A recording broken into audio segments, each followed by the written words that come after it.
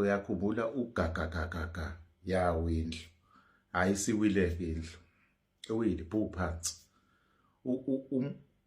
umholi i-leader umphathi we-IDEC i-unit lo ephenya ngamacala abucayi u-advocate umshushisi Andrea Johnson seyijikijele phansi intambo yaphuma ibhasi isipoliweni yawushona phansi sekonakele u-Andrea Johnson usekuvezile ukuthi useyabeka phansi intambo ngenxa yokuqinwa kwenyangeni ezidlule ezimbalwa ezo5 ezedlule uthi amacala ayamlandela maningi asiqale phansi le ndaba angibingelele inhlokohlela le kunombiko ovela namhlanje njengoba kuyisonto ukuthi uAndrea Johnson uyibeka phansi intambo lapha njengomphathi we-IDEC futhi uthi akusheshe kungaze kube khona ikhomishana ephenyayo ngokuthi uyibeka kanjani intambo uthi nje esikhathini singango 24 hours ushiya phansi intambo useneminyaka eminingi seside isikhathi eyibambile singaphezulu kwa 30 years ukhathele futhi insolo eziningi ziyamlandela ziningi kuyaziwa ke into eyenzekile komunye umhlobo wakhe lapha uAndrea Batoyi naye futhi uyibeke kabuhlungu kanje intambo phansi ithe iphela ithemu yakhe kwavuka iCommission ephenya ngokuthi eyayivuswa njalo uyena kodwa yajikela yena njengoba kwenzeka namanje kwi-IDEC yibo abaqale ukubopha izinto mase iphenywa zajikela bona kubike lapha kwi-IDEC umphathi lo obekuyena ubhongoza kuzo zonke lezi zinto ezenzekalayo uzokubopha abantu uma ngabe bethola ikhundla nokubaxoshisa isitayela sabo lesi bafowethu amandiya abantu abaningi abaseyindaweni ezinamandiya nabasebenza nawo isitayela sabo lesi sokuthi babaxoshise nje abantu abamnyama bathatha ikhundla ezingcono bona mhlawumbe isihlava esibhilisi ekufuna ukuliwa naso kuyisikhathi sokuthi sibhekane nayo lento eyenziwa amandiya hayi kabi hayi ngempi kodwa ngokuhlakana ila indaba ekhanda nala akuzange kuliwe nale liphuma ngomnyango njengamanje awahlaniphile ngaleyo ndlela abantu ababewahlonipha ngayo ayazenza ke lezi zinto amandiya azenze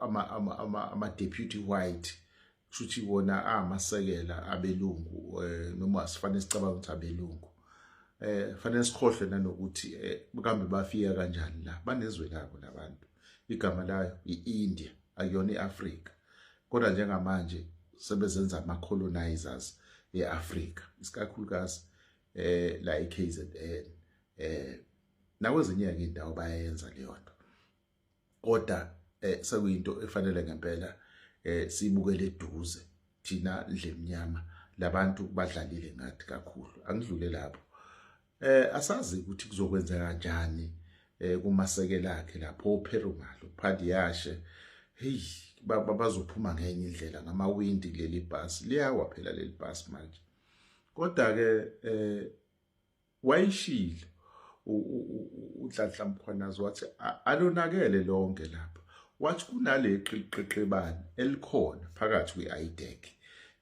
ekuyilona ke elivelele kusho laba abanye bayithola becindezeleka bengakwazi ukuphefumula sebezophefumula ke uma ukuthi liyaqhubeka le unit noma le unit ebhekelela ukushushisa abantu abanamacala abucayi hayi amacala okuqashana izinto ngendlela ibheda kakhulu izinto laphana empeleni sebejikelene laba bantu labana uSteve Biko lo wangena evenini suka le Cape Town eKZN wahamba ama-hour amaningi naye usebajikela angithi uyena uqalele licala hayi ubhasi phezulu noPerumal uthi uPerumal akazange alilandele kahle icala futhi wabopha ngendlela erongi akazi ukuthi wayenzani wayifathuza nje ubani lo Fidel Adams ushintshile manje, uyibonile le ndaba ukuthi hayi sekuyabheda,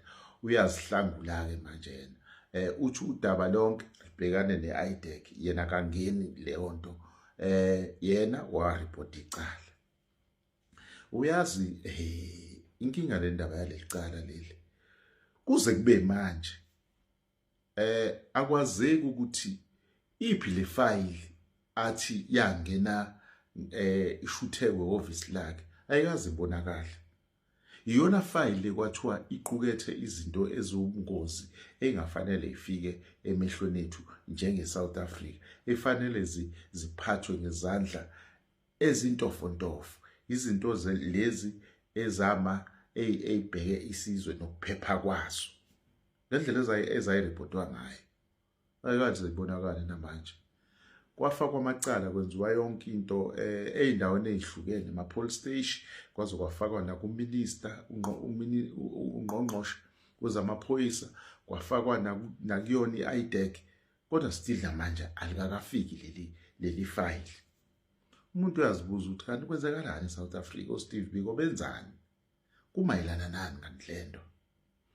Uyayibuza ukuthi uma ngabe kwakuyifile, njengoba kusho ukuthi ifile, now usuyayibuza ukuthi kambe lo mnyango ungakanani le kushuthe kwakuwona lamafayili lapha e-ofisini lakhe. Angithi ukuthi walithola lishuthekiwe ofisini. Sengathi abaseduze bangasibhekela, abantu esibathembayo nesibabona ngathi abangeni kakhulu kulento babengakafiki. iMK Nomvalo aningabe niyobheka nisishuthele nisivezele lo mnyango kaFidel Adams lapho eParliament, siwubona ngempela ukuthi unesikhala esingakanani esingashutheka le file. Zimbi izinto. Phumile umama, phumile uWinnie Mandela, abanye bathi uWinnie Malema. Kubi. Uyohlala ekhaya manje.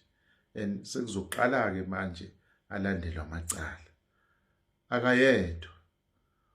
Uyeza uShamila Batoyi, naye unamazenze afanele awaqhathulule. Asibonga.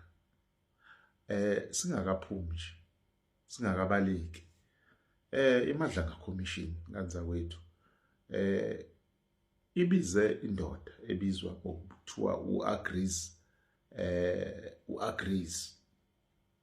Abanye bayazi u-Agrees. U-Agrees waba ufakazi omkhulu lapha kwiZondo Commission.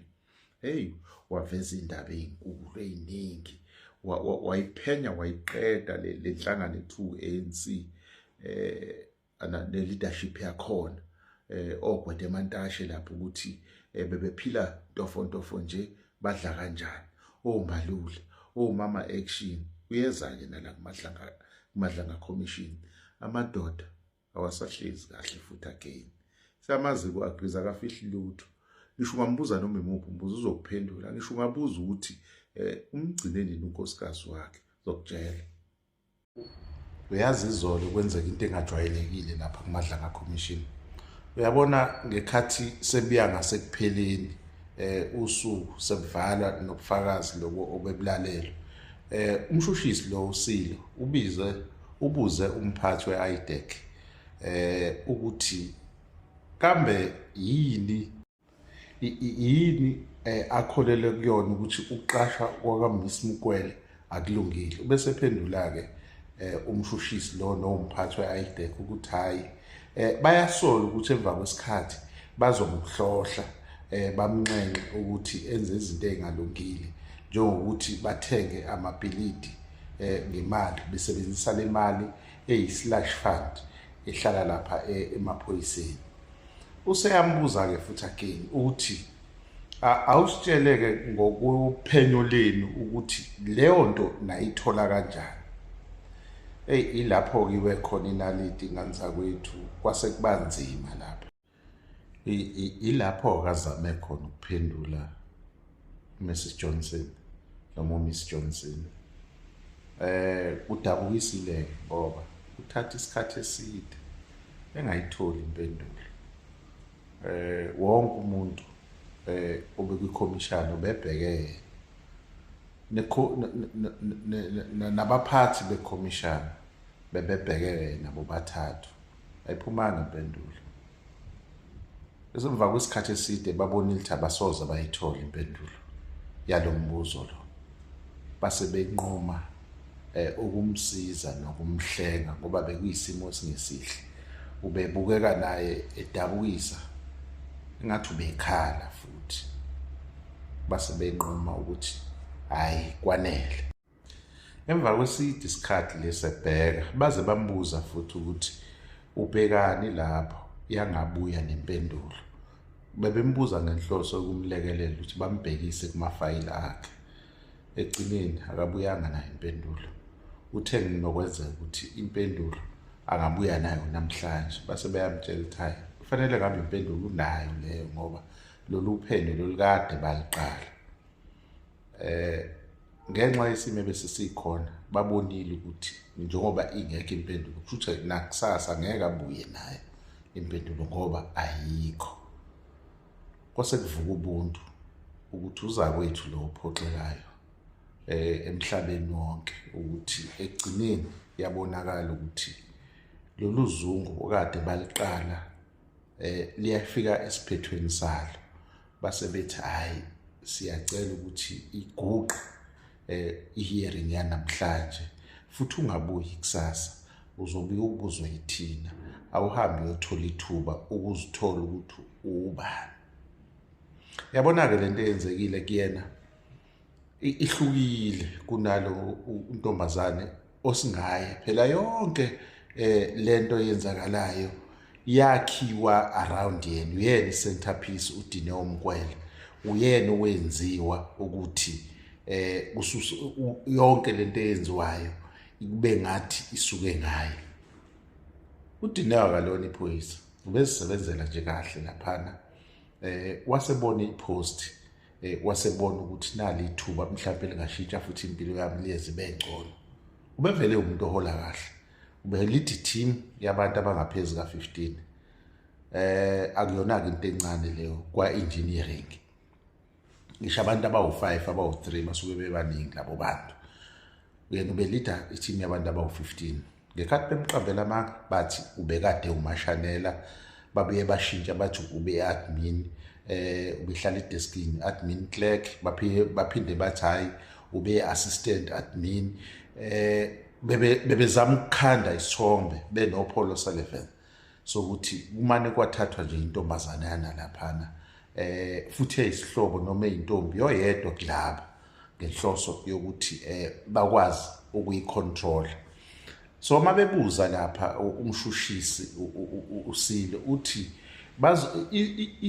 izosebenza kanjani lento unjiniya lo and la kukhulunywa ngezimali zokuthi bebezothenga ama-property bekuzokwenzeka kanjani, bizoxhumana kanjani lento.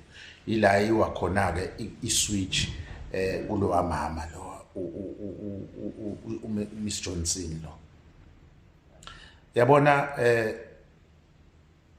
uma ngabe kuzokwenzeka vele noma ake sithi uDineo sekuneminyaka noma izinyanga eziningi ehlazekile, yena wa-apply umsebenzi innocently, waqashwa, wajabula, wa-celebrate yena nabangani bakhe ukuthi hayibo nali ithuba sengilitholile lapha emaphoyiseni. Emva kwesikhathi esingeside wase yahlazeka ukuthi kuvele lezi zinto, wavele emaphepheni nako yonke indawo, wadideka naye manje ukuthi sekwenzakalani. Wanange sevele enkantolo usefakwa kumakhamera nayo yonke into.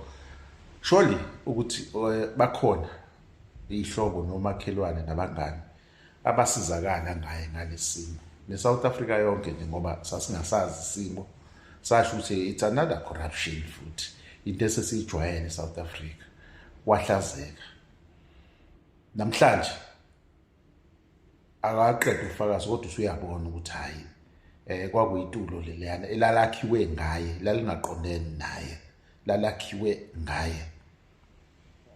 Uma kwenzeka ephinde ebopha uhulumeni ngoba kuzokwenzeka ukuthi ukuze ligezeke igama lakhe kuzofanele kube khona ababoshwayo ilesa sikhungo se-IDEC kanye nomphathi wabo.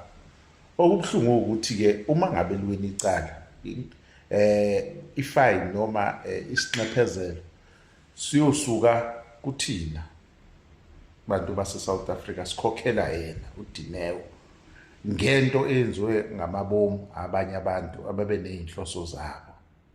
Kuyisincomo-ke leso ukuthi uma kwenzeka lokho siyacela ukuthi laba bantu zonke leli qoqo elihlangene lapha kwa-IDEC eliyisizwe esisodwa bangayitholi impesheni zabo, kuthathwe zonke impesheni zabo. Isebenze leyanto ukulungisa iSouth Africa ukuthi beyisifundo sokuthi siyaphuma manje kulento ye-corruption. Ngiyabonga. Sanibonani, inhlokohlela la. Lo umbhalo kaSilia uMtswaneng lapha ku-Facebook uthi ungayithathela nawe inqumo, kodwa lokhu ubona sengathi lento umyalelo owavela kuKhan ewunika i-IDEC ethi ayibophe labantu abawu7 noma okwagcina kuboshwe abantu abawu7 kufaka nobrigadier uDineo Mkwela. Siyazi ukuthi uDineo wathathwa lapha ezihlalele nje kwa-BMW eyi-clerk, bamthatha-ke bamshushumbisa bamfaka lapha esikhundleni esiphezulu sokuba ubrigadier ngenhloso yokuthi akwazi ukukhwabanisa izimali noma abambe istate kwi-capture le abayishoyo bona as phela lokho wayengakwenza kalula ngoba siyazi ukuthi uyisilima futhi wayengathatha noma yini ayibonayo nokuthi ayikho emthethweni futhi wathola isikhundla esingamfanele. Kodwa akubuke nalo, kunendoda la ekuthiwa uDr Mlefe Fan engenayo ulwazi noma isipiliyoni ngamaphoyisa, bayithatha nje yona-ke bayifaka esikhundleni sokuba uLieutenant General lapha emaphoyiseni, izophatha noma izoheda laphana procurement le edila kakhulu namathenda. Ingazi lutho le ndoda, sinesikhundla lapha sokuba uLieutenant. uDr Fani-ke lo uqashwe ngonyaka ka-2022. Ngo-2025 bamthathile-ke bamusa kwi-course yamaphoyisa, beqala nje ukusalutha emva kweminyaka emithathu eqashiwe. Washo lo yena-ke lokho udokotela lo evelile lapha kwi-ad hoc committee ukuba uLieutenant General, isikhundla lesi esikhulu kakhulu emaphoyiseni, esingaphezu kwayo ukuba ugeneral nje ophelele. Lo muntu uthathwe ewudokotela wafakwa emaphoyiseni ngenxa yokufunda kwakhe nokusolakala mhlambe umuntu ozorana leya unit yaka procurement, i-supply chain le. Ngaphambi kwalokho ubekade esebenza lapha kwi-treasurer kahulumeni. Siyazi ukuthi bebemsebenzisa Firoz uKhan lapha ukuthola amathenda, so bekulula-ke nala futhi ukuthi bamsebenzise ukuthola amathenda angekho emthethweni. Samkhumbula ukuthi bembiza ngopilot, upilot-ke wokuthola amathenda. Ubufakazi-ke buka-Sergeant uSayitsheni lo uFani Nkosi owasho ukuthi washo uKhethi Mahlale wathi unomuntu wakhe yena lapha ngaphakathi. Siyakhumbula ukuthi-ke uyena futhi ozisholo yena ngomlomo wakhe ukuthi wasayinisa uKhethi Mahlale ukuze athole leya ithenda noma umsebenzi omkhulu uMedicare 24. Sokumlando ukuthi yena akabushwanga, umisiwe yize kuboshwe ukhomishana ongaphezulu kwakhe ngecala alingathinteki kuyena, okuwuyena muntu owasayina ungaphandle umisiwe nje kuphela. Siyakhumbula ukuthi emaphepheni enkantolo okunye kubekayo i-IDEC ithi le panel okusho ukuthi le sasigungu sakhetha sagcina sikhetha untombazane lo uthi uyena ozobamba lesa sikhundla, iposition lesana sasingekho emthethweni, sasingekho right ngoba asibafaki abanye ogeneral, isikakhulukazi uKhan. Okusho ukuthi uma ngabe engekho uKhan eyintweni ezithinta imali leyo ndawo kufanele kube khona oboshwayo kuyona noma ayikho right. Khumbula phela ukuthi udokotela kade esebenza lapha kwi-treasurer ekhipha ama-projects amakhulu ewanika uKhan kanye nabangani bakaKhan. uKhan unomthetho omningi akwazi ukwenza lapha we-IDEC.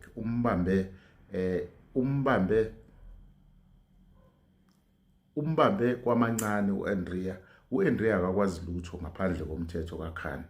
So isho ukuthi leyanto ye-IDEC umuntu okwazi ukuyilawula uKhan engekho kuyona engaphandle ngesandla sayo umphathi wayo uAndrea Johnson. Icala kahle lithi uma sekushiwo bathi ngenxa ukuthi abekho ogeneral abakhona lapha kwakufanele kube khona uKhan, ingakho leyanto ifanele ibhidlizwe noma ayikho emthethweni. Into eyenzeka ke lapha uGeneral uDumsane uKhumalo wakha isigungu yena sakhe sokuthi si-appoint noma sikhethe sithole umuntu ozobamba lesa sikhundla esagcina sitholwe uDineo. Ngaphambi kokuthi akwenze lokho uthe mase sangikhila isigungu leso wasithatha wasisa phezulu kwabangaphezulu kwakhe kwabamphethe umuntu obemphethe ngaleso sikhathi ophethe olawula uLieutenant General uDumsane Khumalo beku uShadrack Sibiya ucommissioner lo noma usekela commissioner.